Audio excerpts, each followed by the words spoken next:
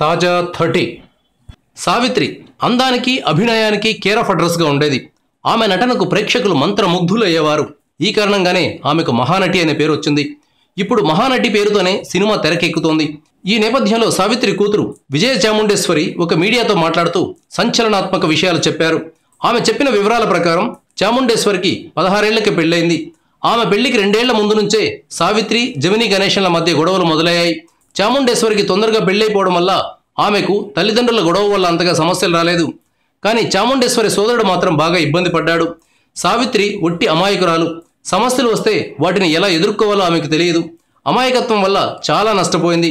సరైన సలహాలు సూచనలు ఇచ్చేవారు లేక తాగుడుకు బానిసైంది. అతిగా తాగడం వల్ల 19 నెలల పాటు కోమాలోకి వెళ్ళింది. చివరిదాకా బతుకుతుందనే ఆశ చాముండేశ్వరిలో ఉండేది. కానీ ఆ ఆశలు అడియాసలయ్యాయి. సావిత్రి చివరి రోజులను చూసి ఆమె భర్త జమినీ గణేశన్ చలించిపోయారు. అంతులేని క్షోభను అనుభవించారు. సావిత్రి చనిపోయే నాటికి ఆమె దివాళా తీసిపోయిందని వస్తున్న వార్తలు శుద్ధ అబద్ధం. సావిత్రి సంపాదించిన దానితోనే ఇప్పటికీ చాముండేశ్వరి ఆమె సోదరుడు జీవిస్తున్నారు. దీన్ని బట్టి ఆమెకి ఎంత ఆస్తి ఉండేదో అర్థం చేసుకోవచ్చు.